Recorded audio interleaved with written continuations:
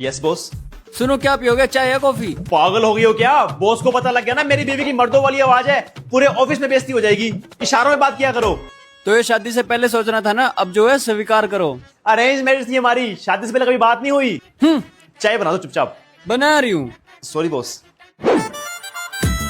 भाभी जी, थोड़ी सी चीनी मिलेगी? थैंक यू सो मच भाभी जी। वेलकम जी, वेलकम। वेलकम जी वेलकम। मैंने बोला जी वेलकम। मैं कितनी बार बोला है इशारों में बात किया करो।